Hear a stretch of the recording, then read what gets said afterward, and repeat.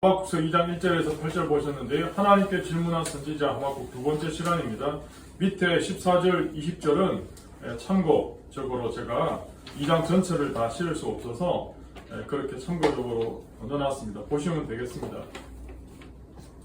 아마 여러분 한 번은 다 들어보셨을 텐데요. 빅터 프랭클이라는 이름을 한 번은 들어보셨을 겁니다. 이분은 저술가이고 정신과 의사인데요. 제2차 세계대전 때 독일 나치의 포로 수용소에 정말 대명사인 도살장과도 같은 아우슈비츠 수용소에서 갇혀있다가 살아남은 사람 중에 한 사람입니다. 이분이 살아남으면서 의미요법이라는 분야를 만들어서 심리학적으로 이게 로고 테라피라는 부분인데 많은 사람들의 영향을 끼치고 엄청난 삶의 의미를 던져준 분입니다. 그래서 이분이 썼던 유명한 책 중에 우리나라 이시영 박사가 번역했던 죽음의 수용소에서 뭐 이런 책이 있는데 꼭 읽어야 될 책 중에 하나이지 않습니까? 아마 여러분 다 읽어보셨겠죠, 그죠? 이렇게 말하면 또 부담 가지면서 또 책을 찾아보지 않겠습니까? 빅터 프랭클이 강조한 단어가 한마디로 요약하라면 이런 거죠. 인간이 가지고 있는 자유 중에 가장 마지막 자유는 뭐냐? 주어진 상황에서 자신의 태도를 취할 수 있는 자유라는 거죠. 이게 무슨 말이냐? 인간이라는 건요, 외부의 어떤 자극이나 말에 대해서 반응하려고 하는 이 본능적인 이 모습이 있거든요. 그럼 누가 나한테 어떤 말을 던졌다, 어떤 행동을 했다, 그럼 내가 그에 반응을 해야 되잖아요. 근데 반응하기 전에 공간이 있어요. 반응하기 전에. 그래서 그 반응을 내가 결정하는 거야. 내가 그 사람이 던진 말에 대해서 나쁘게 반응할 수도 있고, 좋게 반응할 수도 있고, 아니면 회피할 수도 있고, 이게 내가 결정하는 거지, 그 사람이 결정하는 게 아니라는 거죠.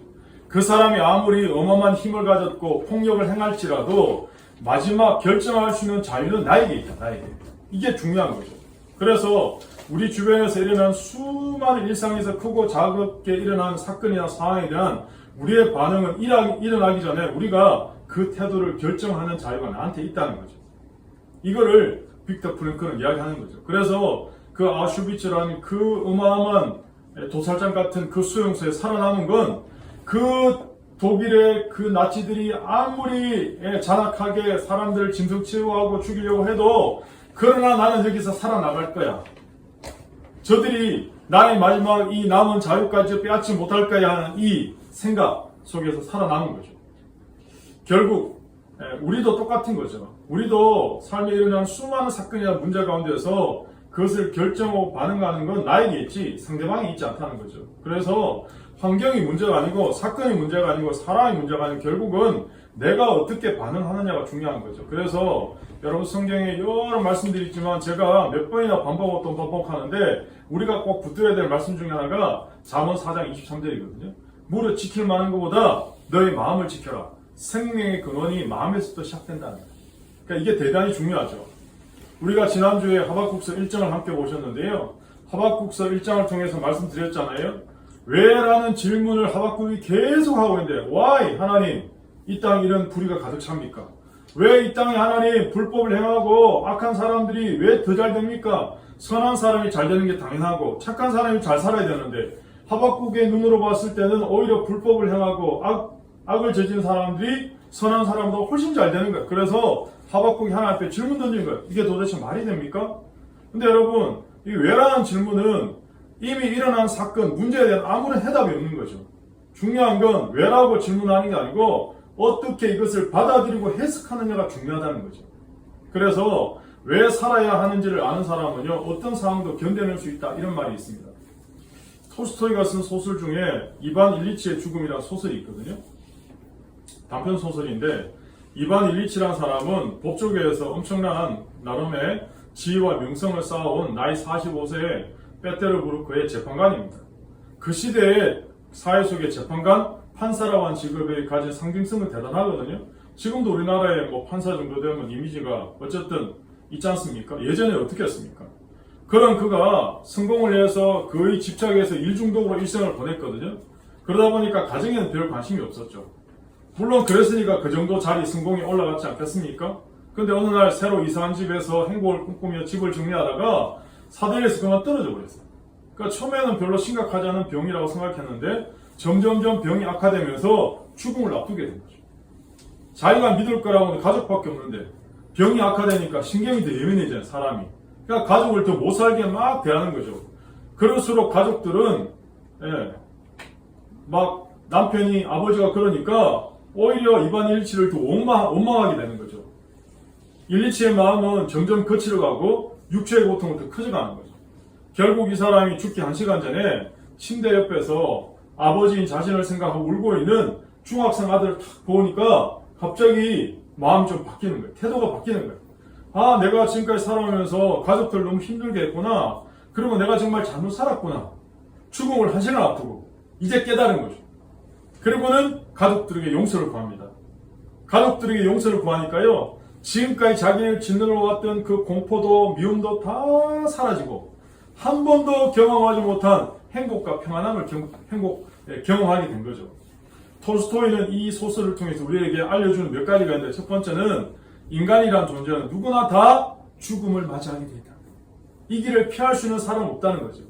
어쩌면 우리는 이미 사형을 선고받고 이 땅에 집행유예로 살고 있는 그게 인간의 현실이다. 이렇게 얘기하는 거죠. 그런데 중요한 건 이반 127을 바꾸는 건 삶에 대한 태도였다. 태도. 자기가 지금까지 생각해왔던 자세, 태도가 아니고 정말 다시 가족에게 용서를 구하고 그리고 자기가 잘못 살았던 걸 깨달으니까 오히려 자기 안에 짓눌렸던 공포도 미움도 다 사라지고 한 번도 경험하지 못했던 행복과 평안을 경험하게 됐다는 거죠. 오늘 본문의 주인공 하박국은 하나님 향해서 질문을 던졌습니다. 왜 이 나라에 이렇게 부정이 많습니까? 왜 제가 살고 있는 나라에 이렇게 부패가 불법이 크게 달하고 있습니까? 하나님 도대체 뭐하고 계신 겁니까? 더군다나 의인이 더 압제를 받고 핍박당하고 악인이 더 잘 되는 이 현실이 하나님 저는 도저히 용납이 안 됩니다. 감히 불경스럽지만 하나님께 막 따져 묻는 거죠. 그러자 하나님의 응답은 오히려 부패하고 하나님을 떠나서 우상 섬기고 그런 유다를 더 악한 하나님도 모르는 저 북쪽의 야만족인 갈대아 바벨론을 통해서 지금 자기 땅 유다 백성들을 징계하시겠다는 거잖아요. 여러분, 이게 하박국이 더 풀기 어려운 신앙의 문제로 등장합니다. 이게 하박국 1장에서 언급된 이야기거든요. 자, 하박국 1장에서 하박국이 이렇게 제기한 물음에 대해서 하나님 드디어 답을 하십니다. 하나님 어떻게 답하시냐? 결국 하나님은 악인을 심판하시겠다. 하나님이 결국 악인을 심판하시면 어떻게 해요? 하나님이 살아계시다는 게 증명되는 거잖아요. 더 나아가서 하나님이 악인을 심판하셨기 때문에 하나님의 의로우심이 드러나는 거잖아요. 하나님의 의로우심이 드러나니까 오늘 본문 제가 8절까지밖에 안 읽었지만 14절 이렇게 나오잖아요. 하나님이 악인을 심판하셔서 하나님의 의로움이 드러나시니까 결국 온 세상은 하나님의 영광을 인정하는 거죠. 그런데 그 하나님의 영광을 인정하는 것이 물이 바다 덮음같이 세상에 가득해진다. 그렇게 하박국은 고백하는 거죠. 하나님의 영광이 온 세상에 가득하니까 우리는 뭐 해야 돼요? 온 천하는 하나님 앞에서 잠잠할지니라. 잠잠할지니라. 그러므로 오늘 이 시대에 결국 악인은 패망하고 의인은 믿음으로 말미암아 산다는 거죠.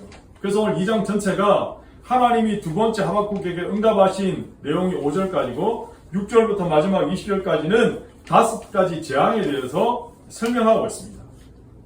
근데요, 하박국이 문득 생각해보니까 자기가 선지자. 자기의 사명이나 소명이 선지자로 부름받았는데 선지자가 하는 역할이 뭡니까? 하나님의 말씀을 받아서 백성들한테 딜리버리 전하는 사람이 선지자 역할이거든요. 근데 지금 하박국은 하나님의 말씀을 전달받아서 백성한테 나가서 선포하는 선지자의 사명을 감당하는 게 아니고 하나님 말씀을 들을 생각 안 하고 지금 이 부정하고 불법 현실을 바라보고는 속 답답하니까 오히려 뭐야? 하나님이 지금 따져 묻고 있잖아요. 지금 하나님 말씀도 안 하셨는데 하나님 말씀을 먼저 듣기보다 자기의 막 속에 있는 분노를 막 폭발하고 자기의 답답한 얘기를 하나님께 막 하고 있는 거죠. 근데 하나님이 그렇게 딱 응답하시니까 갑자기 정신이 돌아온 거예요. 아, 내가 선지자지. 물론 이건 제가 약간 해석을 겸한 겁니다. 아, 내가 선지자지. 내가 지금 이러고 있으면 안 되지. 그럼 하나님 말씀에 귀를 기울여야 되는 거 아니야?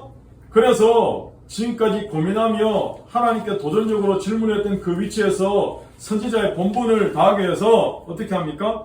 고요히 기도하면서 하나님을 바라보고 기다리는 하나님의 음성에 귀를 기울이는 선지자 본연의 위치로 돌아가는 거죠. 그게 바로 1절이거든요. 내가 내 파수하는 곳에 서며 성루에 서리라. 그가 내게 무엇이라 말씀하실는지 기다리고 바라보며 나의 질문에 대해 어떻게 대답하실는지 보리라. 결국 선지자는 파수꾼의 심정으로 하나님의 대답을 기다리기로 한 거죠. 여러분 너무 재밌는 건 하박국이 하나님 내게 무엇을 말씀하시는지 내가 기다리며 바라보리라 그렇게 지금 기도하고 기다리잖아요. 근데 하나님의 응답은 3절에 보시면 이렇게 나와요. 이 묵시는 정한 때가 있나니 그 종말이 속히 이르겠고 결코 거짓되지 아니하리라. 비록 더딜지라도 기다리라. 나도 지금 하나님의 음성을 기다립니다. 근데 하나님도 뭐라고 대답하시는 거예요? 속히 응답할 테니까 기다려 이렇게 해요. 인간도 기다리고 하나님도 기다리라 이렇게 말씀하시는 거죠. 근데 여러분 여기서 기다린다라는 건 막연한 시간 보내기가 아닙니다. 기대와 소망을 가지고 하나님을 바라보며 참는 걸 말해요. 여러분 정말 어떻게 될지 아무것도 모르고 진짜 제대로 결과가 나올지 안 나올지 너무 막연하잖아요. 너무 답답하잖아요. 근데 진짜 확실한 응답 그리고 하나님 역사하신다는 이 소망을 가지고 기다리는 건 참을 수 있잖아요. 기다릴 수 있잖아요. 그래서 하나님이 3절에 비록 더딜지라도 기다리라 이렇게. 인간은 하나님 응답이 더디면 어떻게 됩니까? 낙심하잖아요. 낭망하잖아요. 그래서 누가복음 18장에 예수님이 기도에 관한 비유를 말씀하시면서 항상 기도하되 낙심하지 마라 이렇게 해요. 기도는 항상 하는데 낙심하지 말라는 거예요. 여러분 기도의 가장 큰 장애물 가장 큰 적은요 낙심입니다. 왜 낙심인지 아세요? 내가 기도할 때마다 즉각 응답되고 내가 원하는 대로 길이 쫙쫙 풀리면 답답할 이유가 없잖아요. 그런데 우리가 살다 보면 답답한 거 왜? 기도했는데 하나님 응답 안 하시니까. 내가 했는데 일이 잘 안 풀리니까 답답한 거죠. 근데 하나님은 이렇게 말씀하시는 거죠. 항상 기도하지만 낙심하지 말라는 거예요. 그러면서 누가복음 18장 마지막에 하나님은 밤낮 부르짖는 택한 백성의 기도를 반드시 속히 응답하신대요. 하박국이 하신 이야기도 똑같잖아요. 내가 응답하겠다는 거예요. 종말이 속히 이르겠고 거짓되지 않는다는 거예요. 결코. 비록 더딜지라도 기다리라. 하박국도 하나님 나도 기다립니다. 근데 하나님도 기다리라. 그러면서 하나님 뭐라 말씀하시냐? 지체되지 않고 반드시 응답된다. 이렇게. 예. 다시 말해서 확실한 결과를 내다보면서 기다리라는 거죠. 사실 여러분 우리의 신앙 중에 가장 중요한 게 바로 평생 기다림의 연속 아닙니까? 우리의 신앙생활은 어떻게 보면 기다림입니다. 주님이 다시 오시겠다 하셨잖아요. 2000년을 가시면서. 근데 1000년이 두 번 지났는데 아직도 기다리고 있잖아요. 지금. 언제 오실지 지금. 그래서 저는 하늘 쳐다보는 게 취미거든요. 언제 오시나 그러면서 맨날 하늘 쳐다보고 이렇게. 네. 재미없죠, 그죠? 이 기다림이라는 단어가 히브리어로 짜파라, 짜파. 이 짜파라는 원래 뜻이 막연한 기다림이 아니고 기대와 소망을 가지고 하나님을 바라보고 모든 것을 참고 살펴보는 게 바로 이 기다림입니다. 근데 이 말에 이 어원에 원래 포함된 뜻이 소망이라는 뜻이 깔려 있습니다. 짜파라는 단어는요, 제가 아까도 얘기했지만 그냥 막연하게 기다리는 게 아니고 소망을 가지고 기다리는 게 짜파예요. 소망을 가지고. 다음 주 시험 치잖아요. 한 달 후에 시험 치잖아요. 네? 근데 막연하게 그냥 한번 시험 쳐보자. 이게 아니고 하나님이 응답하실 거야. 하나님이 합력하여 선을 이루실 거야에 대한 이 소망을 가지고 이 시간을 보내야지 내가 이 시간을 재밌게 즐겁게 가는 거예요. 하나님 주시로 믿고 이 믿음대로 될 거다. 이 믿음대로. 네? 자기 믿음을 가지고 가야지.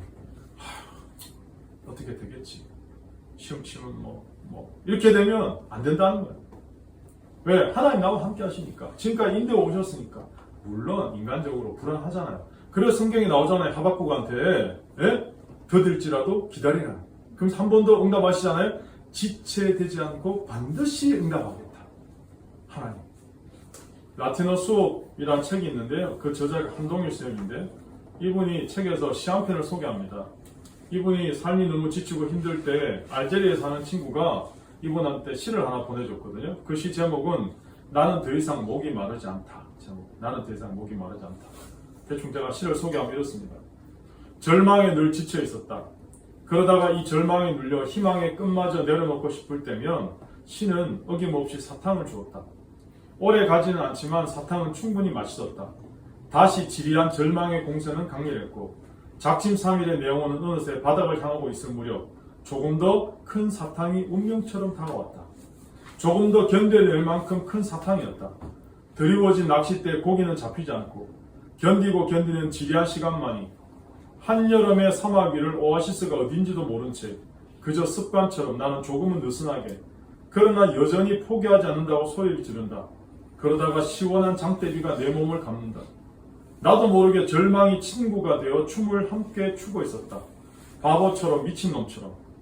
함께 밥을 신성하게 바라보게 된 나는 절망의 공세가 무서울수록 신은 숨겨둔 내 마음속에 가난함을 열어주어 절망과 친구가 된 내 삶을 축하해준다. 내가 힘들수록 신은 가까이 있고 난 이제 절망을 귀한 친구처럼 받들어 모신다. 해는 찬란하고 바람은 시원하며 가난하지만 부자인 사지 멀쩡한 나는 더 이상 목이 마르지 않다. 신을 보채지 않으며 절망을 멀리하지 않으며 사막을 더 걷는다. 희망의 끝마저 내려놓고 싶을 때 신은 어김없이 사탕을 줬다. 난 못하겠어 이상. 근데 하나님은 달콤한 사탕으로 또 응답하시는 거예요. 더 절망이 있으니까 더 큰 사탕으로. 예.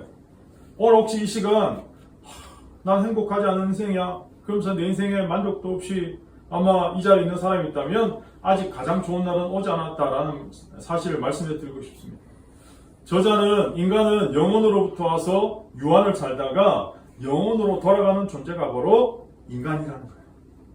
원래 인간은 영혼에 살아야 되는데 유한의 세계로 왔다가 다시 영혼으로 돌아간 존재가 인간이라는 거죠. 그래서 영혼이 신의 시간이라면 유한은 인간의 시간이라는 거죠. 죽음이 모든 것을 끝내지 않는다. 삶이 있는 한 희망은 있다. 이 문장을 가지고 현재의 삶을 살아간다. 이렇게 고백한 분입니다. 여러분, 소망 없는 기다림은 무의미하죠. 기다림이란 우리의 소망과 직결되어 있습니다. 더 나아가서 우리의 신앙과도 연결되어 있습니다. 이렇게 볼 때 선지자가 1절에 내가 기다리며 바라보겠다 라고 하는 결심은 굉장히 중요한 거예요. 왜? 단순히 그냥 막연히 기다리는 게 아니고 하나님의 응답을 반드시 믿고 소망 중에 기다리겠다는 결심이잖아요. 결단이잖아요. 그리고 하나님의 큰 계시를 받을 수 있는 준비였거든요. 그러면 하박국이 나의 질문에 대해서 어떻게 대답하시는지 내가 보겠다. 그분이 내게 무엇이라 말씀하실지 내가 보겠다 그랬거든요. 하나님이 내게 말씀하신다라는 이것을 영문법으로 직역하면 He will speak to me. He will speak to me. 그런데 이건 영문법으로는 맞는데 원문에는 He will speak to me라고 나오는 게 아니고 He will speak in me 이렇게 in me. Speak in me. 다시 말해서 선지자들은요 하나님 주신 말씀을 육체의 투미 청각으로 듣는 게 아니고 심령 인미 나의 심령 안에 마음의 소리 영음으로 듣는 거죠. 오늘도 하나님은 말씀하시는데 우리 육체의 귀의 청각으로 투미가 아니고 인미 내 안에 하나님 말씀하신다는 거예요. 영음이 아니고 청음이라는 거죠. 그래서 여러분이 3절 말씀이 대단히 중요한데 앞으로 우리가 이 땅을 그리스도인으로 살면서 꼭 붙들어야 될 기독교 세계관이자 하나님의 승리 방식이 3절입니다. 그래서 여러분 3절이 정말 중요합니다. 근데 보통 사람들은 4절을 더 중요하게 생각하고 4절만 딸딸딸 이렇게 외우고 암송하거든요. 왜냐하면 의인은 그의 믿음으로 말미암아 살리라. 이 유명한 구절이 있거든요.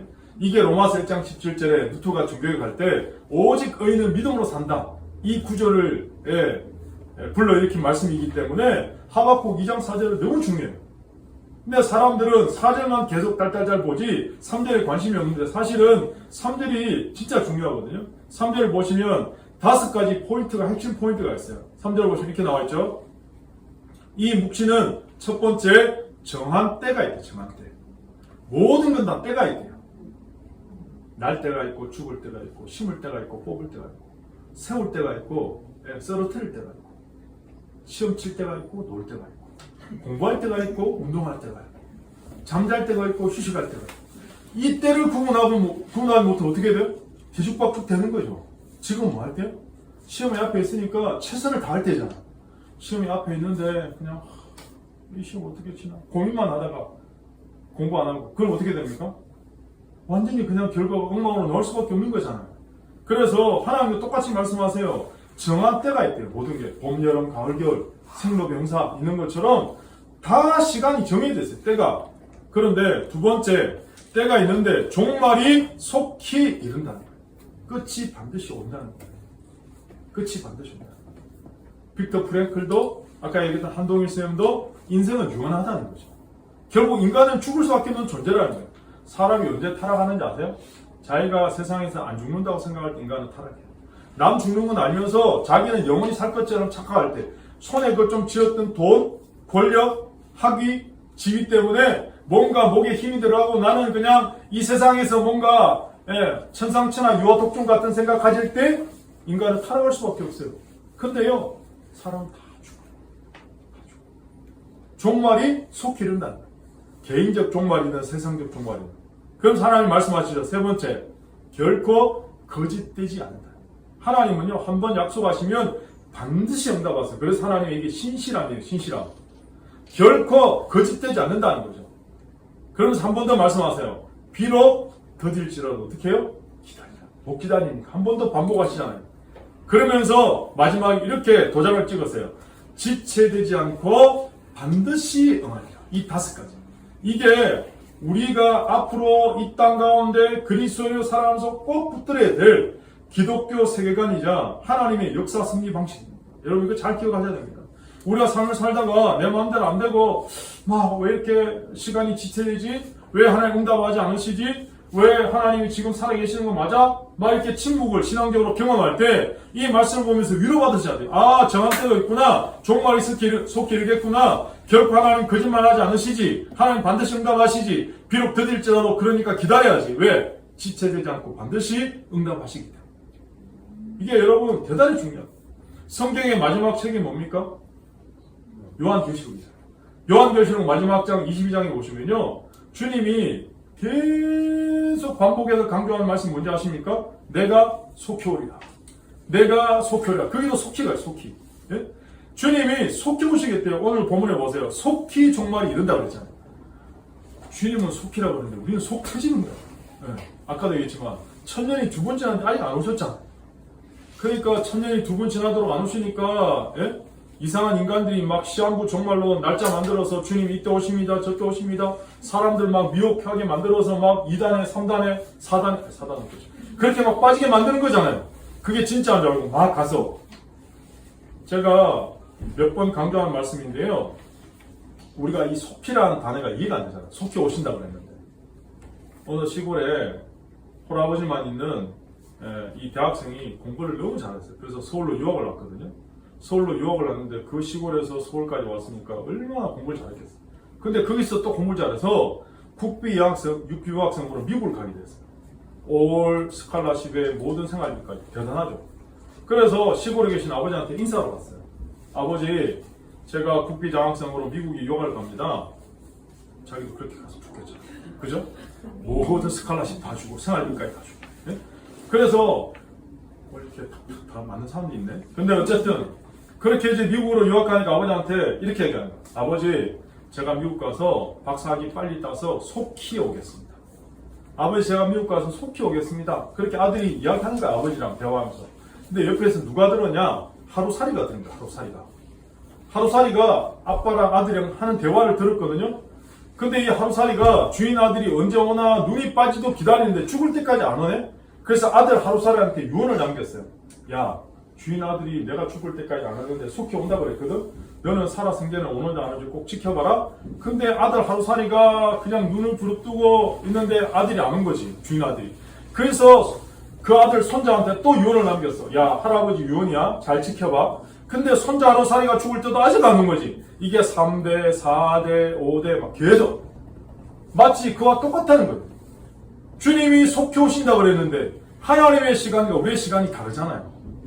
근데 주님은 속히 오신다. 여러분 성경에 제가 정확하게 다 이렇게 통계를 뽑아오지 않았지만 성경에 창세기 1장 1절부터 하나님이 말씀에 그대로 예언하신 것들이요. 성경에 거의 99% 다 이루어졌어요. 거의 다. 예수님 오신다고 예언되어 있던 것도 그대로 오셨잖아요. 다 이루어졌는데 아직 안 이루어진 부분이 거의 한 4% 정도 남았는데 그게 하나가 뭐냐? 예수님의 재림. 거의 다 하나님 말씀하신 게 성경이 다 그대로 지금 그대로 다 이루어진 거예요. 그러면 주님이 분명히 하나님 분명히 결국 거짓되지 않는다. 비록 더딜지라도 기다리라. 지체되지 않고 반드시 응답된다 그러면 확실한 거죠. 우리가 그 약속을 믿어야 되잖아요. 오늘 선지자에게 하나님이 대답하셨는데 그 대답을 두 가지 내용으로 요약할 수 있습니다. 첫 번째는 악인 바빌론도 반드시 하나님의 심판을 받아 망하고 만다는 거죠. 그게 뭐냐? 정한 때가 있고 반드시 이루고야 만다는 거죠. 하박구가 너 속상하지? 예? 남유다를 심판하는데 안 믿는 저 이방 백성, 그것도 야만족 바벨론을 통해서 니네 나라 심판하니까 너는 속상할지 모르지만 그러나 그 바벨론마저도 내가 심판할 거야. 때가 되면 종말이 속히르겠고 결코 거짓되지 않을 거야. 지체되지 않고 반드시 정령 응할 거야. 예. 그렇게 하나님 말씀하시는 거죠. 지금 바벨론이 세계 최강으로 자기 힘 자랑하고 그러고는 피정복 민족을 마음대로 짓밟고 자비는 베풀지 않고 그렇게 악을 행하고 있는데 걱정하지 말라는 거야. 왜? 지금까지 하나님이 세상을 주관하셨고 다스리고 승리하셨고 앞으로도 하나님이 세상에 자기 관영하면 더 이상 세상의 자정 능력이 상실했을 때 하나님은 개입하셔서 세상을 정화시키시고 다시 회복시키시는 하나님 역사적 장치를 작동시킬 거라는 거예요. 그게 바로 오늘 이 말씀이고 첫 번째 대답. 두 번째는 악인에 대한 게 아니고 의인에 대한. 그래서 4절에 보시면 보라 그의 마음은 교만하며 그 속에서 정직하지 못하나 의인은 어떻게 살아요? 그의 믿음으로 말미암아 살아요. 여러분 여기서 말하는 의인은 누굽니까? 여기서 말하는 의인은 누굽니까? 여기서 말하는 의인은 누굽니까? 우리는 의인입니까? 죄인입니까? 네? 우리는 의인입니까? 죄인입니까? 공부 잘하는지 확인해 봐야 되는데 우리는 본시 죄인이었죠. 그런데 우리가 아직 죄인이었을 때 하나님께서 예수 그리스도를 십자가에 내어주시고 말미암아 우리를 어떻게 해요? 하나님의 사랑을 확증하시고 보여주셨잖아요. 그래서 십자가를 통해서 예수 그리스도의 그 십자가 대속 사건을 통해서 누구든지 예수님을 믿으면 우리도 어떻게 된다? 어려워진다. 어렵게 된다. 너 어렵다 라고 하나님은 인정해 주시겠다 하셨잖아요. 예. 그러니까 오늘 저와 여러분 그러면 죄인이에요? 의인이에요? 네? 의인이 된 거죠. 뭐로? 믿음으로. 에베소서 2장 8절 9절에 네? 은혜로 말미암아 우리가 구원받은 거지 우리의 공로나 선행이 아니라는 거예요. 예수님이 십자가신 그 십자가를 믿었기 때문에 하나님의 그 은혜로 말미암아 우리가 구원받은 거예요. 그래서 누구든지 예수를 믿으면 이제 하나님이 너는 이제 어려워졌다 그렇게 인정해 주신 거예요. 이게 사자성어로 이신칭의 믿음으로서 어려워졌다는 거예요. 이신득의 그렇게 말합니다. 이게 루터가 종교에 갈 때 붙들었던 유명한 로마서 1장 17절 아닙니까? 결국 하나님이 악한 이 갈대아인들 바벨론을 심판하시고 망하게 하시고 하나님께서 역사하시는 거 이제부터 너 신경 쓰지 마. 네가 신경 써야 될 건 뭐냐? 지금 유다에 남아있는 자들이 어떻게 구원받아야 되는지 내가 지금 이 악한 세상에서 나는 어떻게 구원받을지 이거에 관심 가지라는 거예요. 그러면 세상은 악하고 악인들을 설치고 있는데 내가 이 땅에 하나님을 바라보는 믿음의 백성으로 어떻게 살아야 돼요? 하나님만 바라보고 살라는 거죠. 이게 하나님 주신 약속이에요. 결국은 의인된 사람은 악인이 판을 치는 상황 속에서도 믿음으로 세상을 이기며 살아야 된다는 거죠. 믿음으로 세상을 이기며 살아야 되는데 입술로만 믿는다가 아니고 믿음의 행위, 다시 말해서 믿음의 삶이 나타나야 된다. 여러분 우리가 믿습니다. 믿음으로 구원받습니다 하는 게 로마서라면 우리의 삶의 행위가 나타나는 게 야고보서예요. 그러니까 이 두 가지가 동시에 등장하는 거죠. 어떻게 보면 하나님의 이 말씀을 통해 로마서와 야고보서가 함께 녹아 있는 거죠. 바울이 로마서에서 인용한 이 의미가 루터가 중개혁을 할 때 결정적 역할한 계기가 된 거죠. 그래서 의인은 믿음으로 말미암아 살리라는 말씀이 이신칭의 의미로 해석되고 그리고 그 말씀을 붙들었던 거죠. 그러나 믿음으로부터 나온 삶이 없으면 언제나 이신칭의가 이루어지지 않는 거죠. 그래서 이게 같이 가야 돼요. 같이 가야 되죠. 그 다음에 하나님은 두 번째 대답으로 5번에 걸쳐서 바벨론이 얼마나 죄악이 많은지 하나님이 직접 말씀하세요. 그들에 대해서 고발하시고 어떻게 징벌 하시고 어떻게 심판하실지를 말씀한 내용이 6절부터 20절까지거든요. 그런데 오늘 본문에 제가 첫 번째 화에 대해서 6절부터 8절까지 하나 읽었고 나머지 9절부터 4가지 화가 계속 20절까지 등장하는 거죠. 첫 번째 화는 뭐냐? 남의 것을 노략질하는 자에 대해서 하나의 화 있다. 이게 바로 6절부터 본문 8절까지거든요. 두 번째는 9절부터 11절인데 자기 자신만을 위해서 불의의 이득을 취하는 사람에 대한 화. 그게 두 번째. 세 번째는 다른 사람이 죽든 말든 다른 사람의 피로 자기의 성읍을 건설하는 자에 대한 화. 네 번째는 자기 영광을 위해서 이웃을 분노의 잔으로 취하게 만들어서 자기 이득을 취하는 사람에 대한 화. 마지막 다섯 번째는 우상에 대해서, 우상의 나라에 대해서 화했을진저. 그렇게 다섯 가지 화에 대해서 이야기하는 거거든요. 결국 하나님이 이 다섯 가지 화를 통해서 어떻게 심판할 건지를 말씀하시는 거죠. 마지막 특별히 다섯 번째 보시면 우상은 거짓과 속임수의 도구라는 거죠. 여러분, 하나님과 우상은 비교 대상이 안 되잖아요. 우상은 그것을 만든 사람의 한계에 갇혀있게 돼. 왜? 우상은 보지도 못하고 듣지도 못하고 생각하지도 냄새 맡지도 움직이지도 못하잖아요. 근데 세상 사람들은요, 우상을 거짓 스승으로 세워놓고 자기한테 복 달라고 계속 빌고 있는 거예요. 은으로 금으로 들이켜 아름답게 만들어놓고, 예? 생기도 없는데, 아무 쓸모짜기도 없는데, 우상은 거짓과 속임수의 도구일 뿐이라는 거죠. 우상이 무능하다면 대조적으로 하나님은 전능하신 분이잖아요. 그래서 20절에 오직 여호와는 그 성전에 계시니 온천한 그 앞에서 잠잠할지니라. 왜? 하나님은 온 세상을 다스리고 통치하신 분이기 때문에. 우상은 존중이나 존경을 받을 아무런 가치도 없지만 하나님은 우주적인 복종과 엄숙한 친복을 요구하십니다. 그래서 온천하는 하나님 앞에 엄숙한 예의를 갖추고 존경을 바치고 하나님의 선포를 기다리는 거죠. 아무튼 분명한 건 이것입니다. 하나님은 악인에 대해서 영원히 침묵하는 게 아니라는 거죠.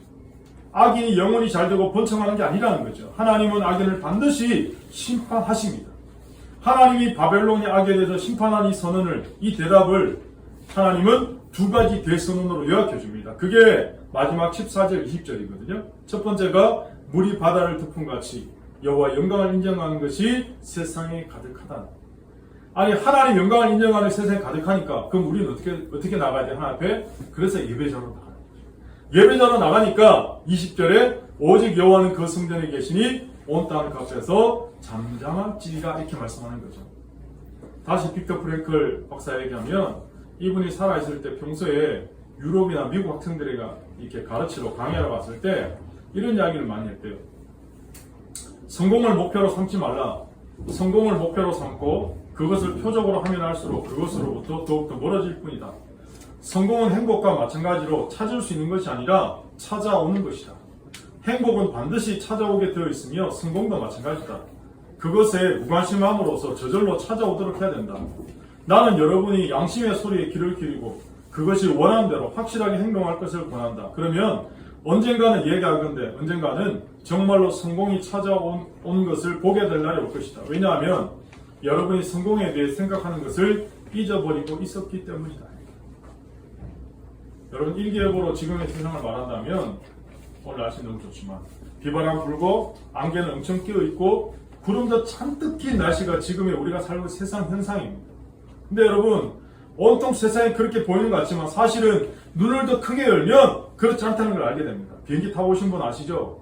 비행기가 이륙하기 전에 날씨가 안 좋아도 창공을 쫙 날아오르면서 구름을 딱 통과하면 하늘이 올라가면 어떻게 됩니까? 좋지 않은 구름 아래 날씨는 온데간데 없고 찬란한 태양빛이 쫙 비치는 맑은 하늘을 경험하게 되는 경우가 있잖아요.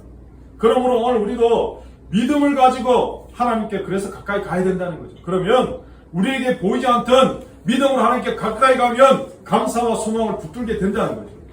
우리 자꾸 불의한 세상을 바라보니까 불평 있고 불만 있고 감사가 없는데 우리가 믿음의 눈을 가지고 하나님께 가까이 가면 감사와 소망이 회복된다는 거죠. 그래서 오늘 하복 선지자는 우리에게 계속 붙들어야 될 말씀인 오직 의인은 믿음으로 말미암아 살리라. 사랑하는 여러분, 오직 의인은 믿음으로 살리라라는 이 말씀 붙들고 소망을 가지고 하나님의 때를 기다리면서 매일 매 순간 하루하루 승리하시기를 예수님 이름으로 축복합니다.